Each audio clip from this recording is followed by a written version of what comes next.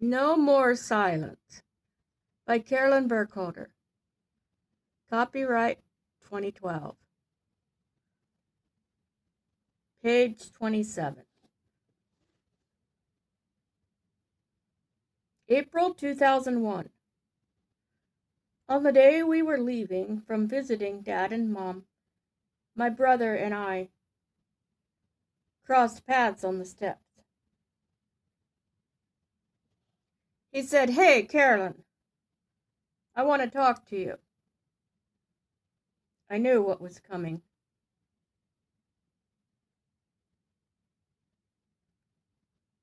Charles said, "I'm sorry for what happened on the farm."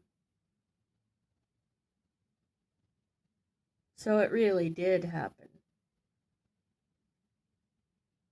I had always been able to tell myself that maybe I had made it all up.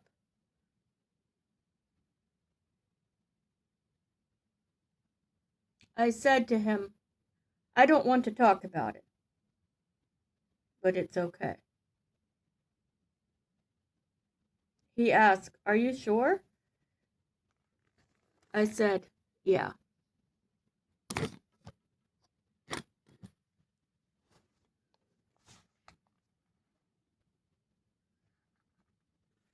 On our drive home, I told Marvin about it.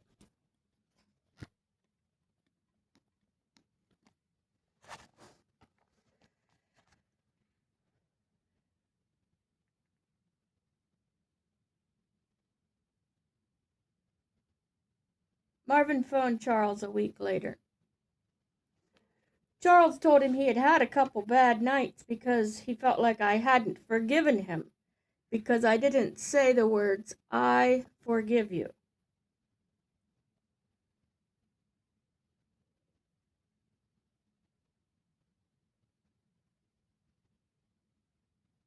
I'm almost glad he had a few rough nights because I've had quite a lot of rough nights since I've gotten married.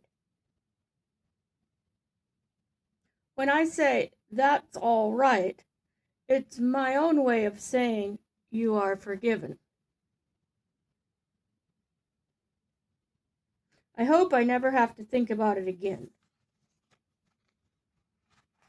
even when we're around him.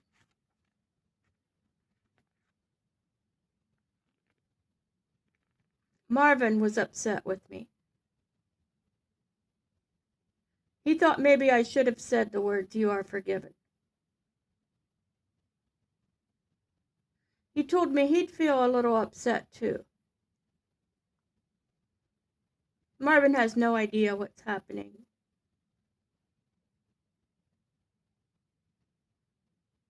I have things niggling at my memory. I don't want to look at them or face them ever again. I cannot live in denial any longer. And I have to honestly face the fact I was sexually abused. This is hard for me.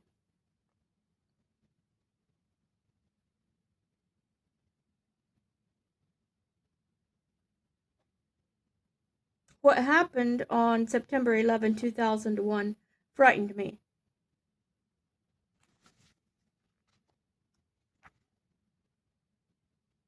Was that the Twin Towers falling in the U.S.? I still don't know if Jesus will accept me or turn me away at heaven's gates.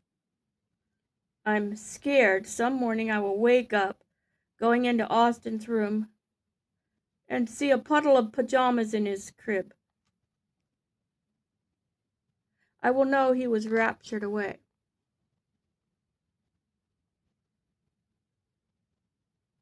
As long as he's still with us, I know God has not raptured the Christians yet.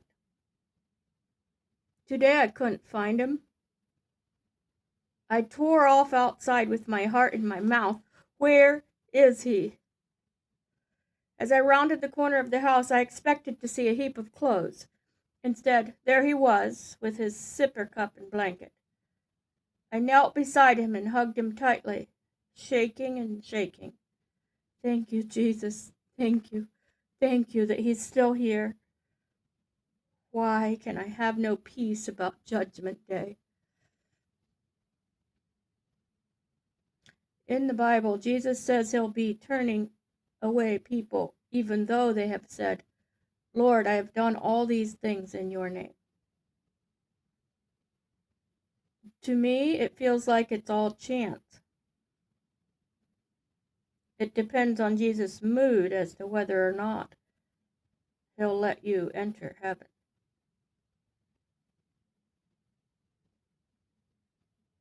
I know if I voice that aloud, I'll be told it's not that way.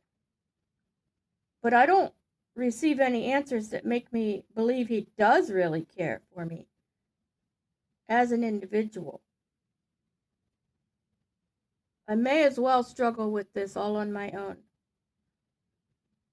praying that sometime, somewhere, I will know with certainty I am going to heaven.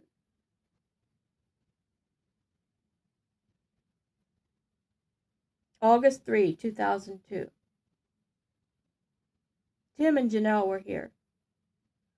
We had a barbecue with several families. The women folk came inside once it got dark, and Rachel got on to the subject of sexual abuse and how we would be surprised how much it's in the churches.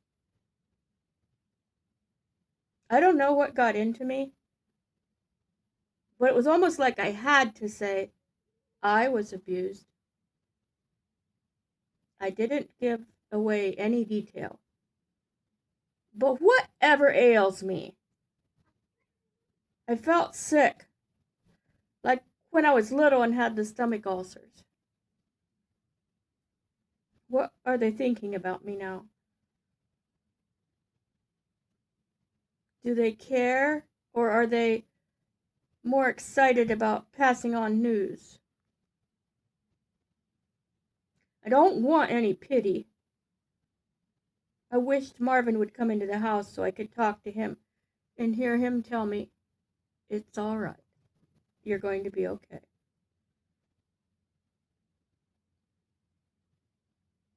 The night had rotted. Even though Marvin held me close and told me, it's okay. I felt like I had to throw up. I shook and I shook. This was exactly the way I felt the first time I told Marvin about the abuse.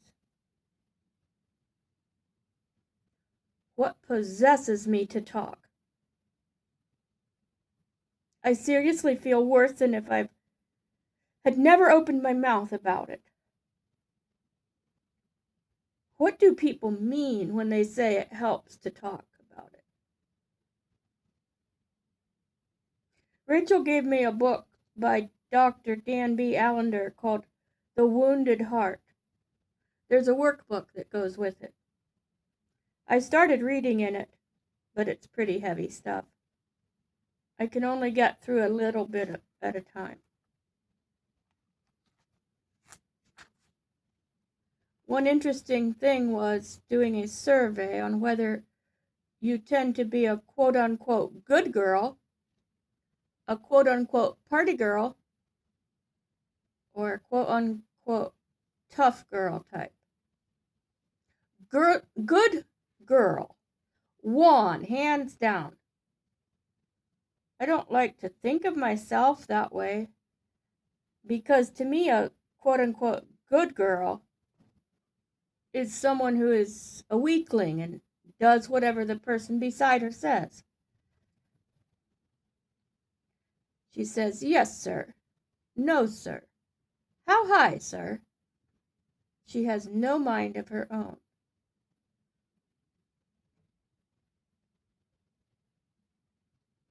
Marvin told me he's back into pornography. I am shocked. I lay and look at the picture of the two of us on our 4th anniversary. We looked so happy. I had felt like we were connecting emotionally. I I thought our relationship was good. I thought after we moved to Wyoming, our relationship got so much better, and I thought that he wasn't into that stuff. Tell me how little you can know about a person. I can't wrap my mind around this. Why does he do it? Obviously, I'm not enough. Then I shut my mind down.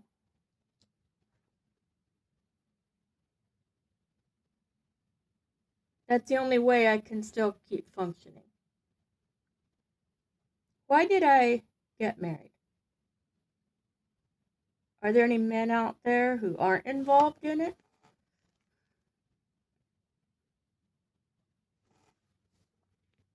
If Marvin dies, I'll never get married again. I would have never gotten married in the first place if I'd have known what is expected in a married life. I can never fulfill him, and seriously, I feel sorry that he's strapped to me. The poor guy didn't ask for this kind of life. I had no idea this is how I would be. I don't question God the way I did when I was a teen. But I still don't really think he cares for me as an individual. If he does happen to see me once in a while, amid all the tall, upstanding Christians, he might say, "You mean she's still hanging on?" She's a fighter, I'll give her that. Then he goes on back to the ones he can connect with. I love the Gospels because I feel love and compassion from Jesus there. If he was walking on earth today and saw me, he would help me. But I can't connect with Jesus.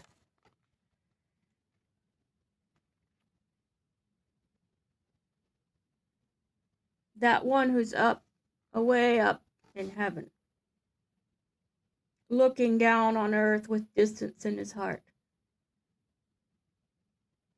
We hear from the preachers that following Jesus is not always easy, but it's always a blessing, they say.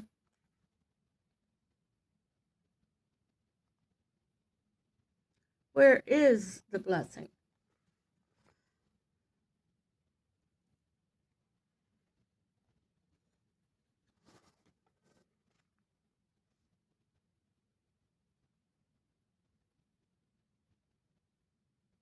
Is the blessing in following all the church standards to the T?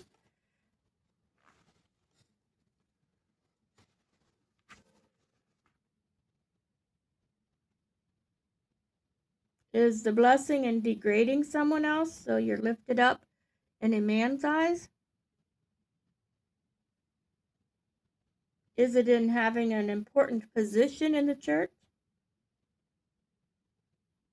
Is it in being married?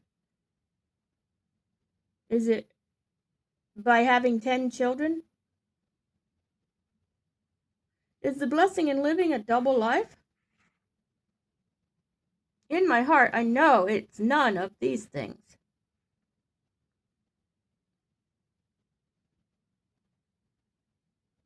And I know it's somehow by having a connection with Jesus.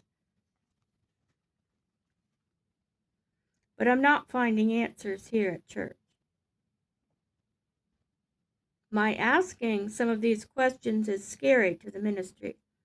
And they look at me when I do, as if they wonder if I want to be a Christian.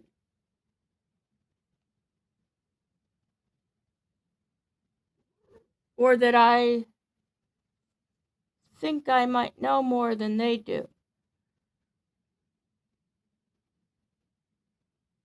Why aren't we allowed to ask questions? Is it because they have no answers? Is it because they don't know how to listen and follow God rather than a man? I have never been told in just so many words that we are the one and only true church, but it has sure been implied. Whenever someone joins a nationwide fellowship coming from a more quote-unquote liberal congregation, there are sighs of relief and whispers. See, they were not satisfied. They want more stability. But whenever someone leaves, there are loud murmurings. All they could ever do was be disruptive anyway. They are wanting more freedom. Just where will their children end up?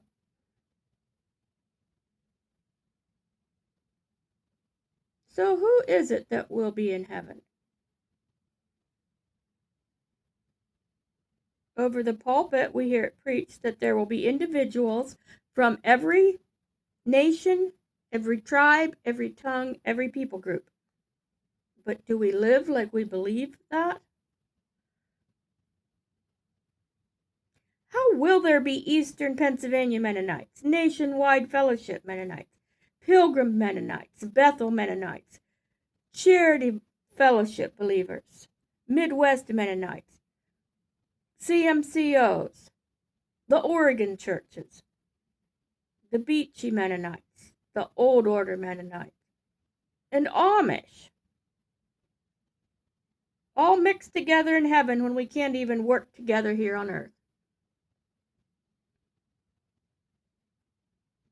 Can't we bless one another's differences? Or are we the only right way? We say that's not true. Well, then prove it for me once. Why can we only have certain preachers preach?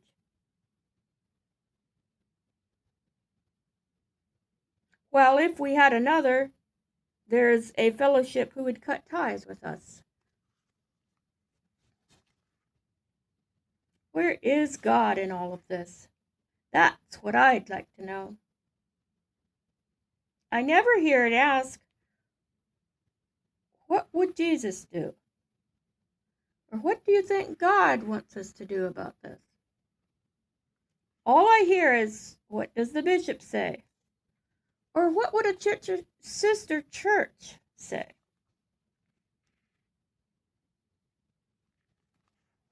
Page 32.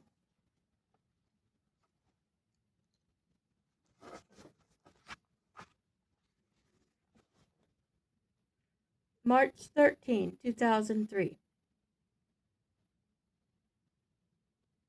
I don't have a family anymore.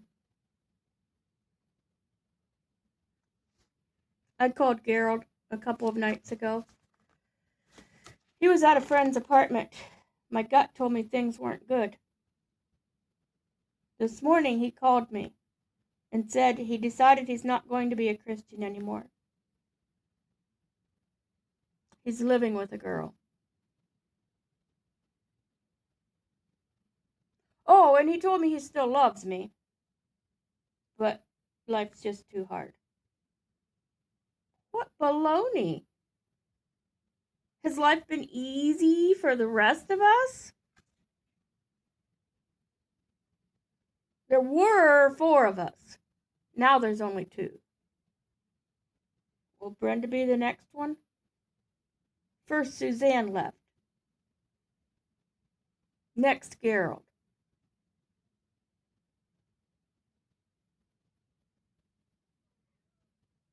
I don't even want my siblings to come in August. Charles and Merlin have never really been brothers. And now that I don't have Gerald and Suzanne, I want to call Brenda and cry about it with someone.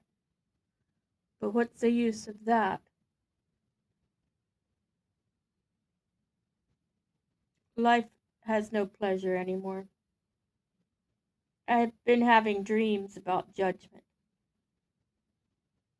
I know now that Gerald and Suzanne are going to hell. I wake up in the mornings feeling like my world is falling apart.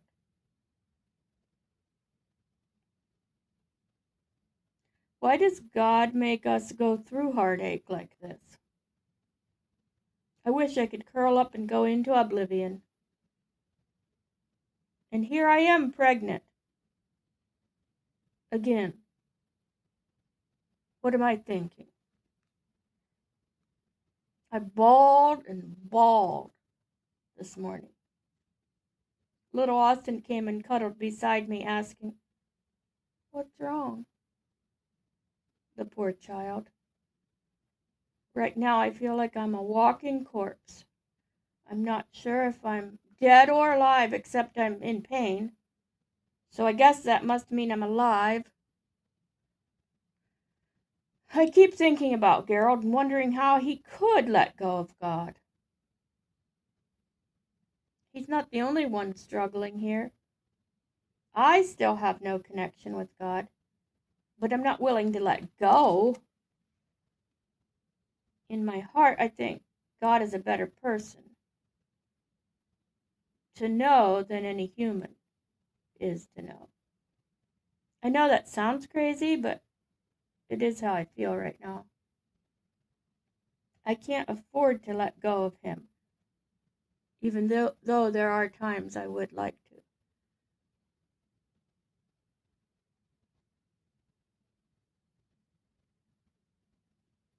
Oh, why did I get pregnant? Why am I bringing child number 2 into this earth? I want to have children, but if Gerald and Suzanne turn their backs on God, why wouldn't Austin or this unborn child? I can't teach them how to connect with God. I keep thinking, maybe I'll find a way before they're older, but I'm already 27 and I haven't found it yet. Who do I think I am? I went into the shower and turned the water on as hot as I could, and kept slowly turning it higher. I bent over my unborn baby and wept huge, racking sobs.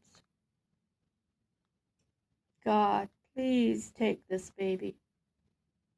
I don't know how to show him or her who you are. It would be better for this baby to be with you in heaven than to have him or her turn their back on you after growing up to spend eternity forever in hell. I love my baby, God, but I feel like I could die if my baby goes to hell for eternity. A month or so later, I was out walking among the trees, seeing which ones had made it through the winter time. I noticed all the fat green buds, and I heard a voice saying, "Carolyn, I love you." I created the beauty of spring. But you are so much more important to me, even than springtime. And Carolyn, you are not alone. I felt a warmth surrounding me, all around me. I had peace in my heart. Jesus is alive. All these years of trying to feel God's love and acceptance melted back, and I felt secure. I don't have to do I simply have to be. I know with a certainty I am going to heaven. I don't feel like I want to die now, nor lose my unborn baby. I know Jesus weeps for Gerald and Suzanne. I don't have to carry the burden alone. Shantae Mackenzie was born July 23. Now I have 2 beautiful children. We were back at Dad and Mom's for Brenda's wedding. To Mike Gerber. One evening, everyone was sitting around in the living room talking. I always put large clothes on Austin. I think it's much cuter, and then I don't have to buy the clothes so often. Charles was talking to him, saying, "What's wrong with your mama? She put you in such big baggy clothes. Your pants don't even want to stay up." He yanked on Austin's pants, and they came right down. Austin pulled the pants up, crying and saying, "Don't!" But Charles laughed and did it again. I saw red. I ran at him full force.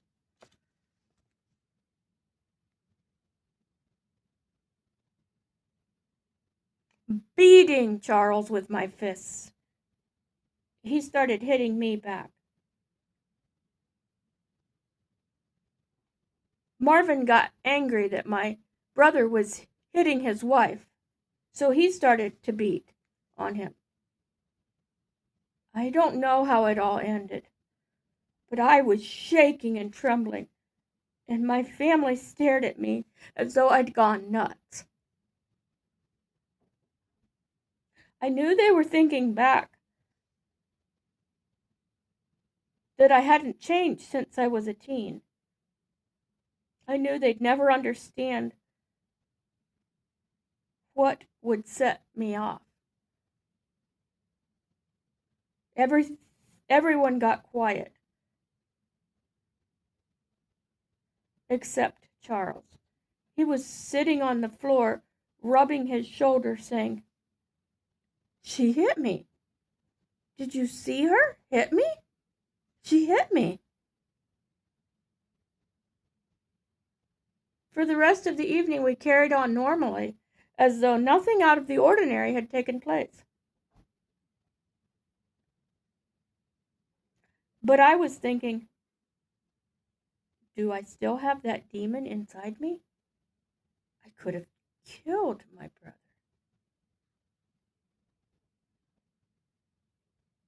Like any wild instances such as this, I couldn't write this down in my journal.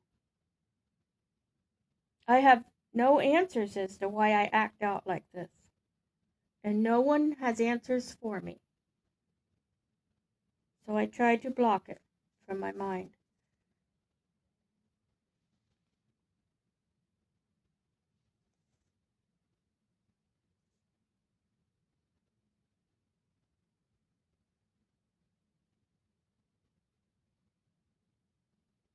March 21, 2004.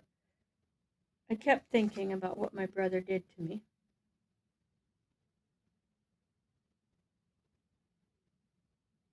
Brenda and Marvin both say they think it would help me to go for some counseling. We've made plans to go to Deeper Life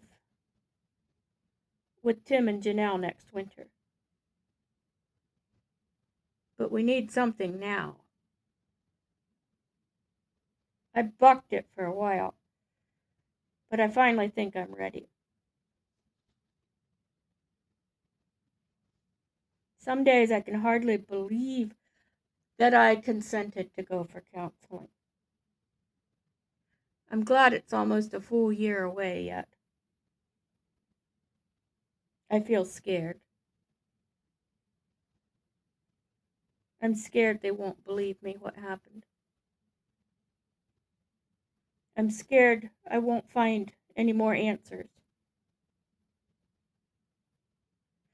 I'm scared it won't be helpful to talk. I feel scared people will look at me differently when they hear I'm going for counseling. I feel scared the problem is 100% my fault. Who am I, really? People here at the church think I'm quiet, while people I grew up with know me as a very outgoing person. Someone who has a ready comeback. My peers would laugh if they could see me now. I want to cry because I feel miserable. Which one is the pretend Carolyn? And which is the real me? I don't know. I want to think I'm outgoing and can talk easily about what I believe. But right now, that's not me at all. Maybe the real Carolyn is someone who can't talk in a crowd, but becomes claustrophobic. I want to be the me God created me to be, and not be someone who turned into who she needed to be to protect herself. Oh God, please show me.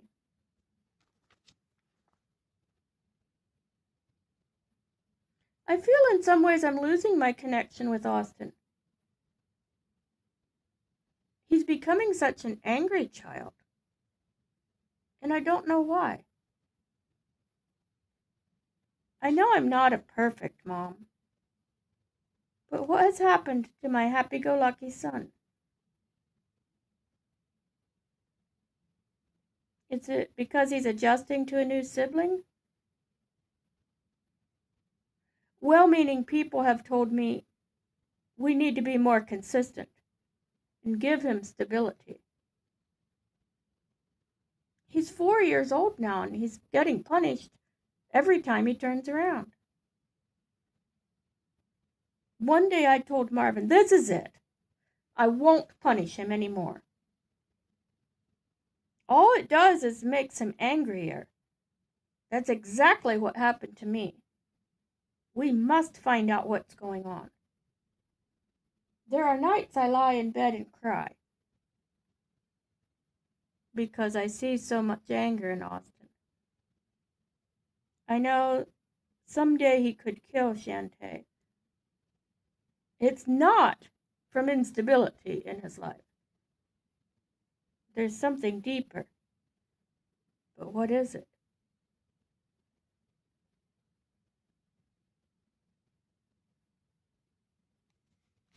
October 20, 2004.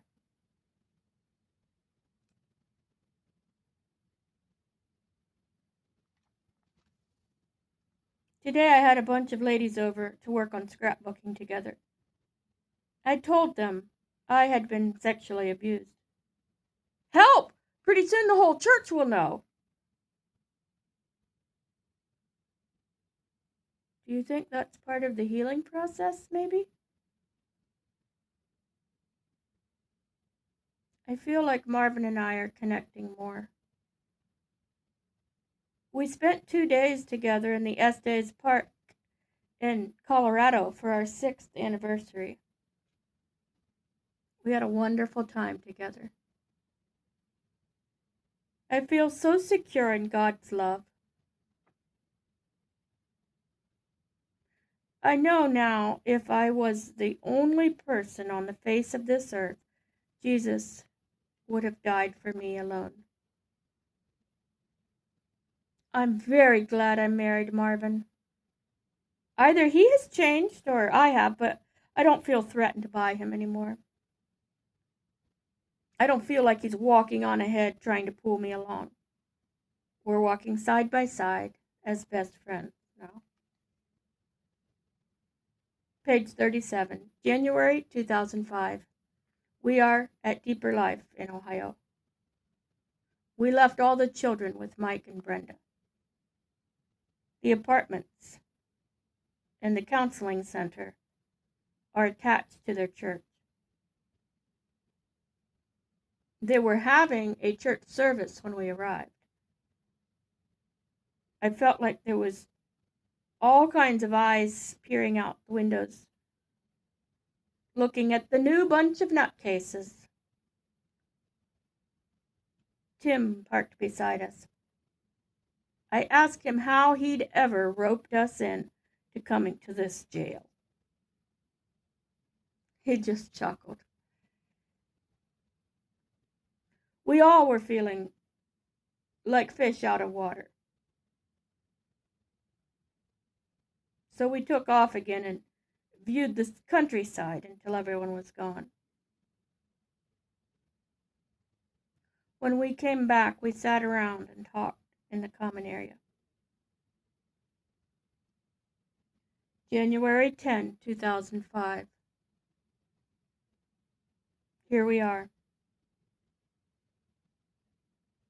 What a multitude of emotions.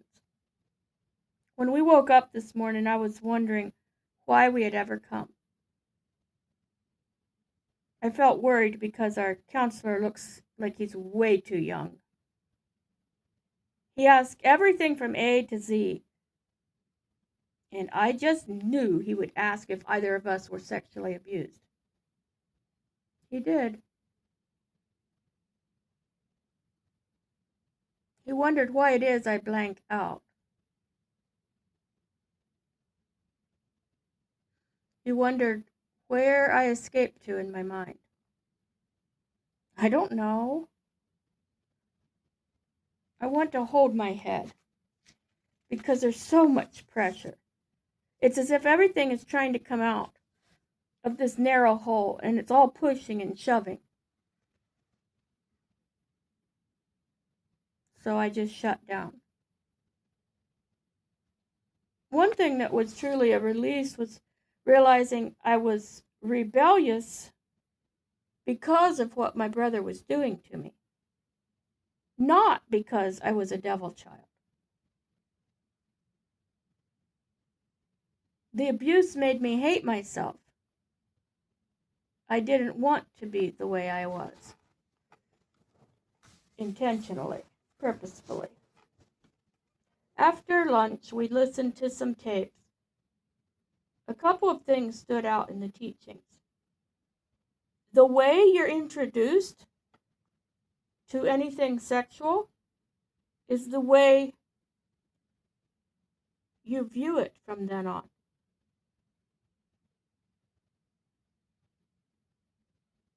What you experienced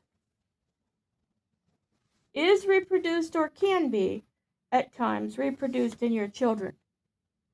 These are scary thoughts to me.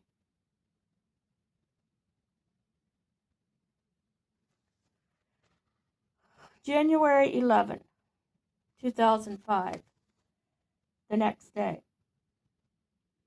Our session today went by too fast. I wish we could have a month on this. It's so totally freeing, all of it. I told the counselor I didn't consider it sexual abuse when Charles came up behind me and would run his hands up and down my sides.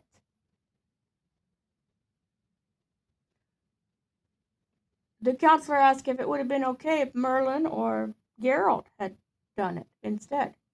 Well, no, never. Well, then isn't it wrong? He asked. He said any improper look or touch is sexual abuse, even if you have all your clothes on.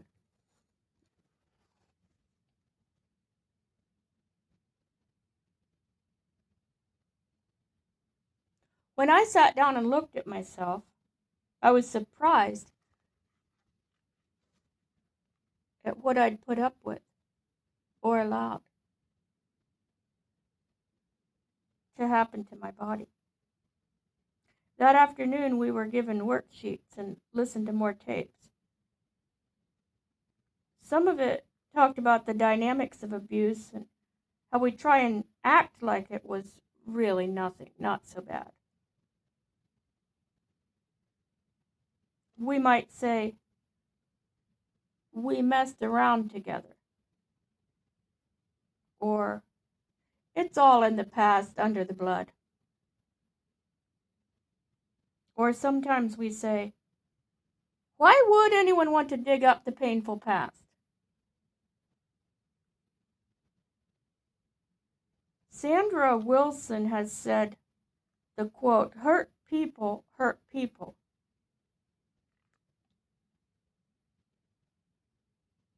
Page 39. January 12, 2005. It's my 29th birthday. Today we are looking at a book, Beauty for Ashes, by John Koblentz. We went over different parts of it. The counselor asked us, who had the ability to stop the abuse? Me, of course. He asked me to look at it from a solely physical standpoint. My brother was older and stronger physically than I was. He was the one assaulting me. I know, but I still feel guilty because maybe if I've screamed louder or kicked harder or something, maybe I could have stopped it. In the afternoon, the counselor gave us a tape to listen to. I had a list to check off different things if they applied to me. Do you have strange emotional reactions? Just like that, it came to me when Dad, Mom, or Marvin talk to me seriously. I smile or laugh, but inwardly I am crying. Even though I desperately try to stop it, they will become angry because they think I am rebelling. What a relief it might be to me to know why I am reacting the way I do emotionally. Do you blank out while being intimate with your husband or during arguments? I realized then that I do. I feel like I do blank out to protect myself from becoming hurt.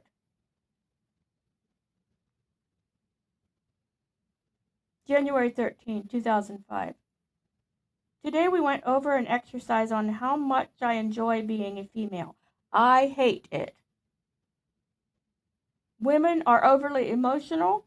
Women have to submit. The counselor nailed it on the head when he said, females can get used, can't they? How very sad it is to think our counseling is coming to an end. It's almost over. We're not having a session tomorrow. All the counselors are going away for more training.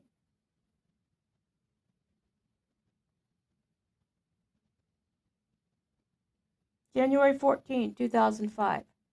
This morning we headed up to Windsor to meet the folks and get the kiddos. We met at Burger King, and while the children played, Marvin told Dad and Mom I had been sexually abused. For some dumb reason, this made me feel worse instead of better. I think that might have been because it wasn't a shock to them. Deeper Life sent a report of my week there to our ministers at church. I could tell after they read it they had no idea how to handle me or the abuse or respond to me. I could tell they didn't figure out why I had gone to Deeper Life or why I think it's a good thing.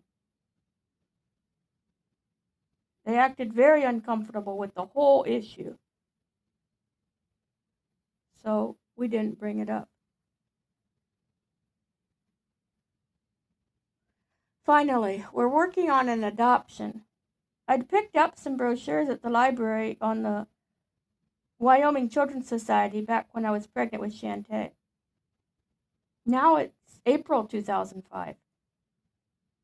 I have all the required paperwork and we're working on autobiographies. I'm having fun. I really hope we get a black baby. But I know that working only through the state of Wyoming, the chances of that are slim. I'm so excited. I know a lot of people are looking at me and shaking their heads. Adopting? They ask. I have a passion down in my belly for all the unwanted, unloved children. Why do we sit in our padded pews and turn our faces away? We say, well, they don't turn out good. Whatever that means. What do we say when a biological child turns their back on Christ? Why is it that when an adopted child makes a similar choice, we say, oh, well, they were adopted? Do we treat them like they're adopted? Or do we really accept them into our hearts and homes? Is there some small part of us that holds out on them? Are we adopting only because we can't have biological children and we feel we should or must have a baby in our home? Is adoption really second best? Or could we find a passion within us to love any child unconditionally? I babysat for many years and I loved those children no less than my own biological children. I have had people tell me this is different since I haven't walked the road yet. I can't dispute it with them, but in my heart I say no. Here is my heart's cry. You're concerned about the hungry world, the millions who are starving, and you ask, what can only one do? Feed one. You grieve for all the unborn children murdered every day and ask, what can only one do? Save one. You're haunted by the homeless souls who wander city streets and you ask, what can only one do? Shelter one.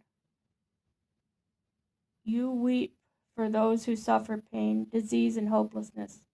You ask, what can only one do? Comfort one. Your heart aches for the lonely, the imprisoned, the abused, and you ask, what can only one do? Love one. Remember this. 2,000 years ago, the world was filled, just as it is today, with those in need. And when the helpless, hopeless, crying out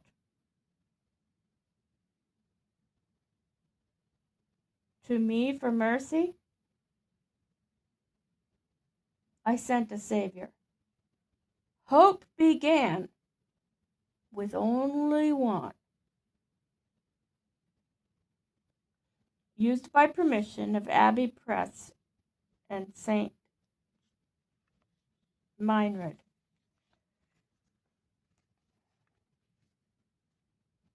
page 42. We're to attend a special needs conference at Casper for 2 days. It will be exciting to meet other adopting parents. October 13, 2005. We met the lady who will be our social worker. One of the subjects today was how to relate to a child who has been sexually abused. There were a couple of times I thought I was going to have to walk out and bawl. The one lady was saying how they adopted twin girls who had been sexually abused when they were small. Her daughter had come to her recently and told her, "Mama, it wasn't my fault." I cannot say that. I realized that even though Deeper Life was good, I'm still not healed of it.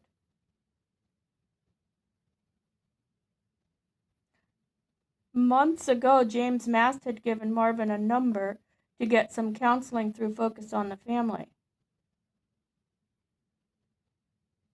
On the way home from Casper, I told Marvin, "I'm ready." I'm scared now that I've agreed to go. There are 2 counselors in Cheyenne, and I picked the lady one. I really hope she's someone I can connect with and get a few answers. 2 weeks later, September 6, 2005. What do I say about my counseling? The first time Marvin and I went together. It was all about our family histories. Elaine said it would take anywhere from a few months to a year to complete the work with her. Last week was an emotional week. Elaine asked me why I could say God had forgiven me for everything, yet I couldn't forgive myself.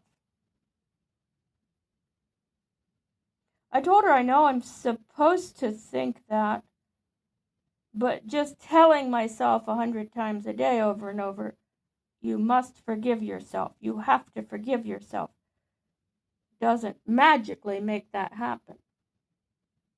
She asked me if I have ever thought about the way this lowers God down. He can handle everything. She told us it's a sin to doubt God. I started crying then. I thought of the last 2 years and how close I had begun to feel to God. On the way home to Durango, I kept saying, "God, I'm so sorry. Please forgive me." I have not told the ministers I'm going for secular counseling. I'm sure they would try to make me stop going. I can hear them say it. How do you know they're giving you Christian advice? To them, quote unquote, Christian means Mennonite counseling. But I won't stop. I'm finally finding out some answers, and I feel like there's a little hope, something they could never give me. There's a new family coming to church. The wife and I were talking one evening after meeting, and she wondered why we had gone to Deeper Life. I told her I had been sexually abused, and she spoke up and said she had been too. She wondered if I would go over to her place to visit, maybe as often as once a week. I said sure. This is the first person I have talked to about my abuse who has also been abused. It feels like we have a connection even though it's such a terribly sad subject. I'm really looking forward to talking more with her. Maybe by some small chance, I can throw her a lifeline. There really is something healing about talking it over with another person who understands the strange and horrible emotions I have.